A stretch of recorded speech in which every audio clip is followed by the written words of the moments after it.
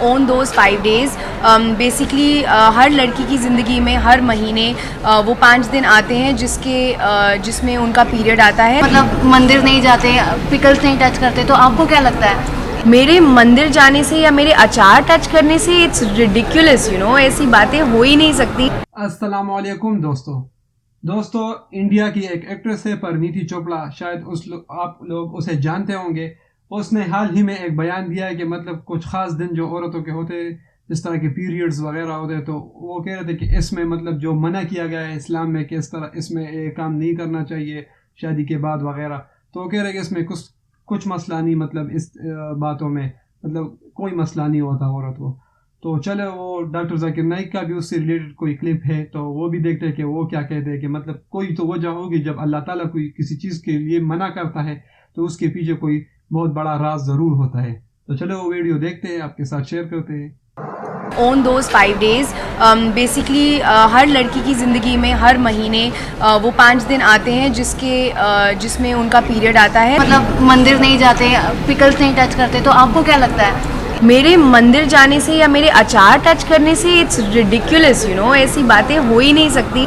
Period, kissing, sex, ہمیں ان stupid چیزوں سے بہت آگے بڑھنا ہے. بہن نے سوال پوچھا ہے سورہ بقرہ کی سورہ نمبر 2 آیت نمبر 223, جس میں بہن نے پوچھا کہ women are your tilth, treat them like your tilth.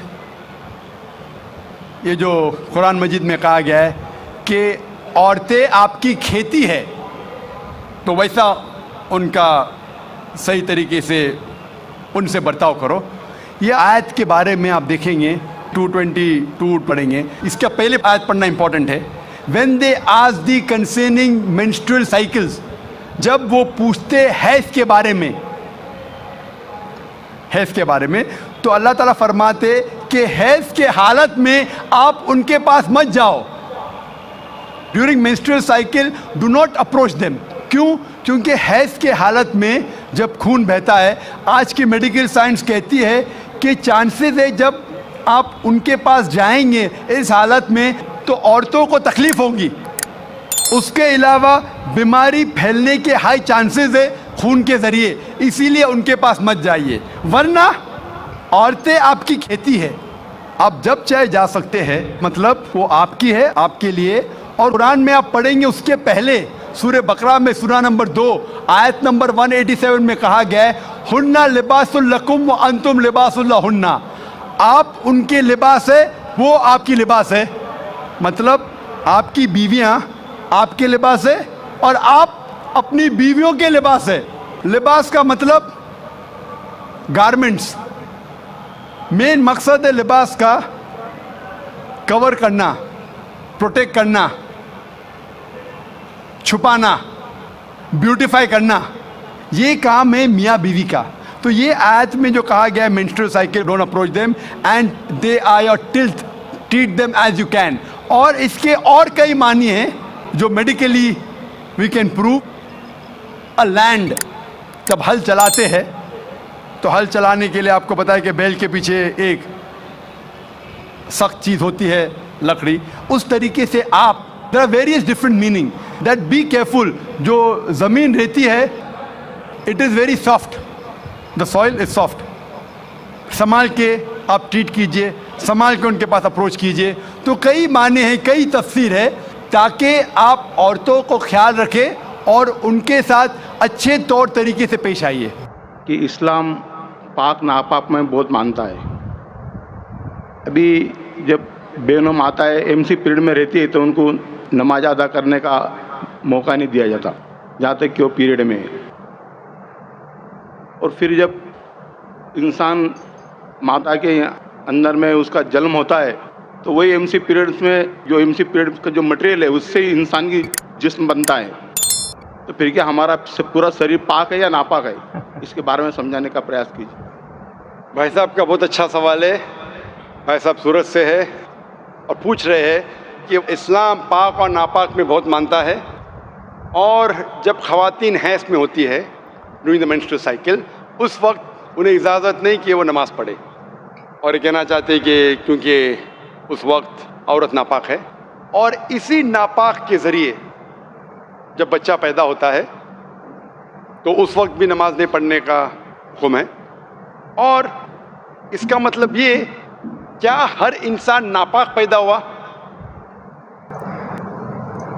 یہ فلسفہ انسان ناپاک پیدا ہوا یہ عیسائی کا فلسفہ ہے، مسلمان کا نہیں. یہ جو آپ نے ایگزامپل دیا، مثال دی، اس سے غلط فہمی ہو سکتی ہے، لیکن میں آپ کی غلط فہمی کو دور کروں گا انشاءاللہ. کیونکہ میڈیکل ڈاکٹر ہوں، میں جانتا ہوں کہ عورت جب حیض کے وقت ہوتی ہے، during the menstrual cycles, there are various psychological changes, جو دماغ کی جو چینجز ہوتے psychological, many physiological changes take place.